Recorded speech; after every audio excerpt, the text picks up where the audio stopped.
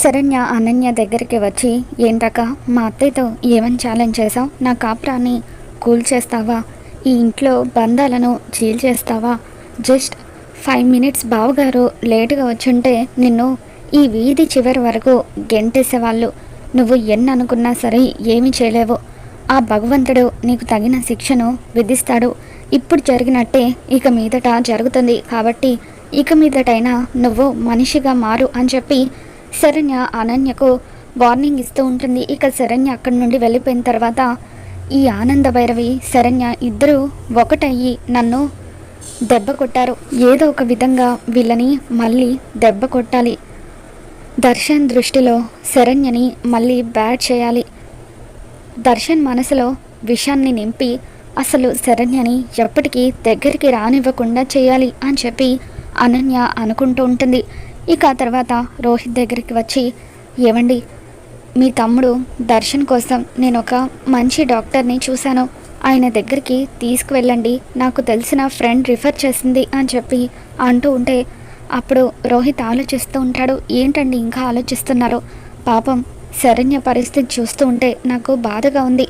ఎలాగైనా సరే వాళ్ళిద్దరిని దగ్గర చేయాలని నేను ప్రయత్నిస్తే ఆ ప్రయత్నం విఫలమైంది. మీ వైపు నుండి మీరు కూడా మీ తమ్ముడికి మంచి జరగాలని ప్రయత్నం చేయండి అని చెప్పి అనన్య రోహిత్ని రెచ్చగొడుతుంది. ఇక దాంతో రోహిత్ దర్శన్ దగ్గరికి వస్తాడు. ఒరే దర్శన్, నీతో ఒక విషయం మాట్లాడాలి అని చెప్పి అంటూ ఉంటే, ఏంటో చెప్పన్నయ్య అని దర్శన్ అంటూ ఉంటాడు. ఇక దాంతో రోహిత్, ఏం లేదు, నాకు తెలిసిన ఒక మంచి డాక్టర్ ఉన్నారు, ఆయన దగ్గరికి వెళ్దామా అని చెప్పి అంటూ ఉంటే అప్పుడు దర్శన్, ఎందుకన్నయ్యా, నీకేమైనా ఒంట్లో బాగోలేదా అని చెప్పి అంటూ ఉంటాడు. డాక్టర్ దగ్గరికి నా కోసం కాదురా, నీ కోసం. శరణ్యకు నీకు మధ్య సఖ్యత లేదు కదా, అందుకే అని చెప్పి రోహిత్ అంటూ ఉంటాడు. అంటే ఏంటన్నయ్యా నీ ఉద్దేశం? శరణ్య ఆ లెటర్లో రాసింది నిజమని నువ్వు కూడా నమ్ముతున్నావా? నీ కంటికి నేను కూడా తేడాగాడిలాగా కనిపిస్తున్నానా అని చెప్పి దర్శన్ అంటూ ఉంటాడు. అది కాదురా, ఒక్కసారి నేను ఎందుకు చెప్తున్నానో విను. ఆ డాక్టర్ మనకి బాగా తెలిసిన డాక్టర్. మనం వెళ్ళి ఆయనను కన్సల్ట్ అయినా కూడా ఆయన ఈ విషయం ఎవరికీ తెలియనివ్వకుండా జాగ్రత్త పడతారు, ప్రైవసీ మెయింటైన్ చేస్తారు అని చెప్పి రోహిత్ అంటూ ఉంటే, నాకు ఎటువంటి డాక్టర్ అవసరం లేదన్నయ్య, నీకు దండం పెడతాను, దయచేసి ఇంకొకసారి ఇలా డాక్టర్ అంటూ నా దగ్గరికి రాకు అని చెప్పి దర్శన్ అంటూ ఉంటాడు. అది కాదురా, ఎందుకు చెప్తున్నారు విను అని రోహిత్ అంటూ ఉంటే, అన్నయ్య ప్లీజ్ అంటూ దర్శన్ గట్టిగా అరుస్తాడు. ఇక దాంతో రోహిత్ అక్కడి నుండి వెళ్ళిపోతాడు. తర్వాత అక్కడికి శరణ్య వస్తుంది. ఏమండి మీకోసం కాఫీ తీసుకొని వచ్చాను అని శరణ్య అంటూ ఉంటే దర్శన్ ఆ కాఫీ కప్పును తీసుకొని నేలకేసి కొడతాడు. నువ్వు నా కళ్ళ ముందు కనిపిస్తున్న ప్రతిసారి కూడా లెటర్లో నా గురించి రాసిన విషయమే నాకు పదే పదే గుర్తొస్తుంది. అందరి దృష్టిలో నేను కాపురానికి పనికిరానని, మగాడిని కాదని, నేను తేడాగాడినని అనుకునేలాగా చేశావు అని చెప్పి దర్శన్ అంటూ ఉంటాడు. దాంతో శరణ్య ఎంతగానో ఏడుస్తూ, ఏమండి ప్రమాణపూర్తిగా చెప్తున్నాను, ఆ లెటర్లో మీ గురించి నేను అసలు అలా రాయనే లేదు, నేను రాసిన లెటర్ వేరు, అందులో రాసింది వేరు అని చెప్పి శరణ్య అంటూ ఉంటుంది. అంటే నీ అర్థం ఏంటి? ఆ లెటర్ నువ్వు వేరే విధంగా రాస్తే నువ్వు రాసిన లెటర్ని మార్చేసి కావాలని నిన్ను వదిలించుకోవడం కోసం నా గురించి నేనే నీచంగా రాశానని అంటావా అని చెప్పి దర్శన్ అంటూ ఉంటాడు.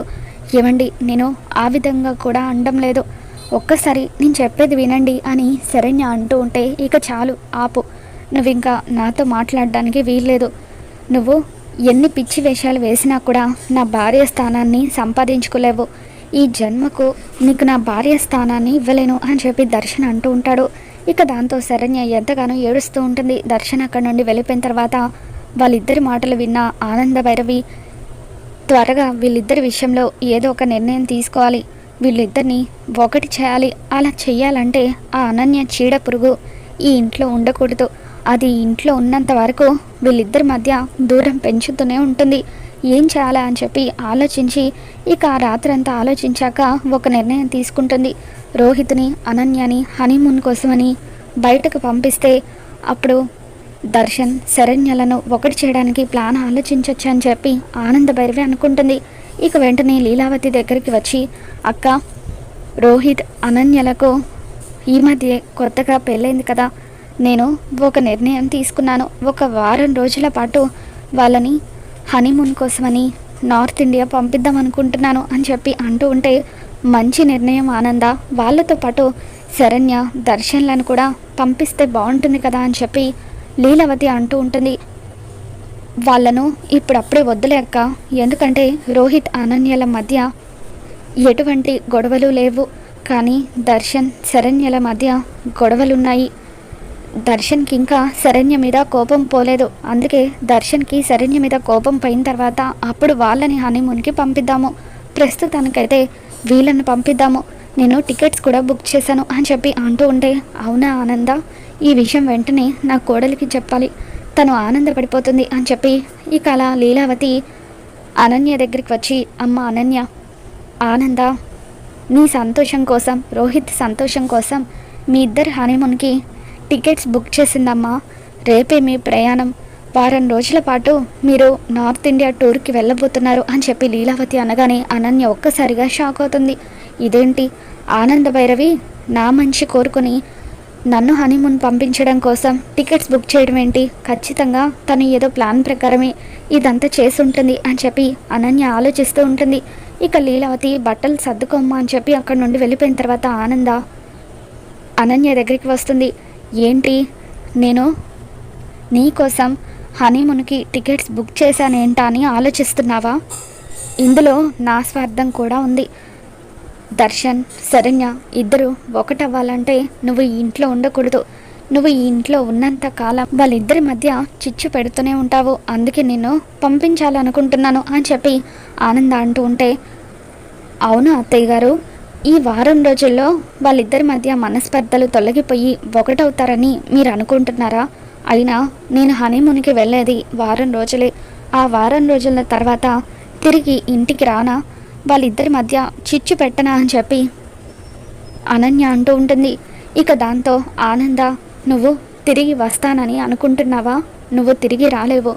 హనీమూన్కని వెళ్ళిన నువ్వు మళ్ళీ ఈ ఇంటి గడప తొక్కకుండా నేను ఆల్రెడీ ఏర్పాట్లు చేశాను అని చెప్పి ఆనంద అనగానే అనన్య ఒక్కసారిగా షాక్ అవుతూ ఉంటుంది. ఏంటి, నీకు ఇంకా అర్థం కాలేదా?